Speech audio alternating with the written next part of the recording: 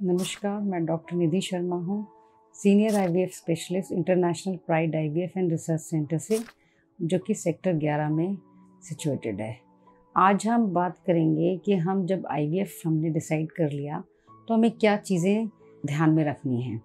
सबसे पहला हमें ध्यान में रखना है कि जब मैंने डिसाइड कर लिया या कोई कपल है उसने डिसाइड किया कि मुझे आईवीएफ कराना है, तो उसको किन किन बातों का ध्यान रखना है।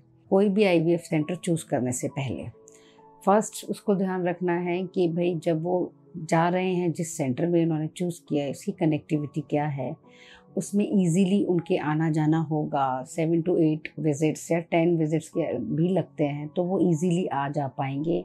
उनके घर से वो कितनी दूरी पे है, उसकी ट्रांसपोर्टेशन क्या है, उसकी कनेक्टिविटी क्या है।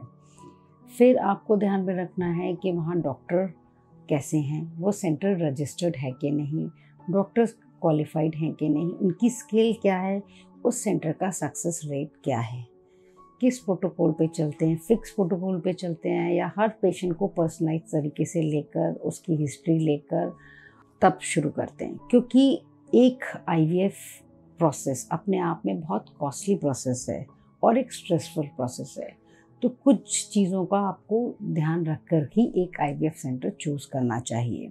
डॉक्टर कैसा है, उनके सक्सेस रेट कैसे हैं, उनका पैरामेडिकल स्टाफ कैसा है, आपको हीलिंग टच मिलता है उनसे कि नहीं, आपकी जितनी क्वेरीज हैं वो एक्सप्लेन करते नहीं हैं कि नहीं, ट्रांसपेरेंसी कितनी है, हर बार आपको सारी जानकारी दी जाती है आपके केस के बारे में कि नहीं। तीसरा आता है एम्ब्रियोलॉजी पार्ट। एम्ब्रियोलॉजिस्ट कैसे हैं, वो किस टाइप के एम्ब्रियोज बनाते हैं, लो रिजर्व में भी अच्छे एम्ब्रियोज बना पाते हैं, उनकी जो लैब है वो मॉड्यूलर लैब है कि नहीं, वहाँ सारी फैसिलिटी है कि नहीं, अगर आपको इक्सी की रिक्वायरमेंट है तो इक्सी मशीन है कि नहीं, उनकी एयर क्वालिटी क्या है, लैब की क्वालिटी क्या है, क्या कल्चर मीडिया यूज़ करते हैं, कैसे उनके जो प्रोडक्ट्स यूज़ करते हैं लैब में किस क्वालिटी के, इस बारे में थोड़ी जानकारी आपको लेनी चाहिए।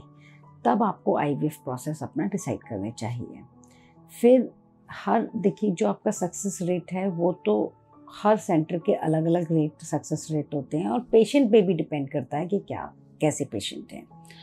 और फोर्थ जो है आपको कि अगर प्रेगनेंसी आती है नहीं आती है सेकेंडरी चीज़ है, आपको सबसे पहले अपने में स्ट्रेस ख़त्म करना है और फिर डिसाइड करना है 3 चीज़ों के बारे में जानकारी लेकर कि वो जो सेंटर है वहाँ सारी फैसिलिटीज़ अवेलेबल होना चाहिए।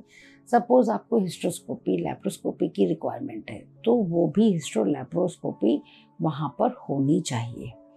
तो एक ही जगह अगर आपको सारी फैसिलिटीज़ अवेलेबल रहेंगी तो आपके लिए भी इजी रहेगा, एक ही डॉक्टर रहेगा पूरा टाइम, आपके लिए भी इजी रहेगा उसको अप्रोच करना, अपने आईवीएफ साइकिल के बारे में हर टाइम अपनी जानकारी लेना। उम्मीद है आपको ये जानकारी ठीक लगी होगी। जो मैंने पॉइंट्स बताए हैं आपको क्या चीज़ें ध्यान में रखनी है आईवीएफ सेंटर चूज़ करने से पहले।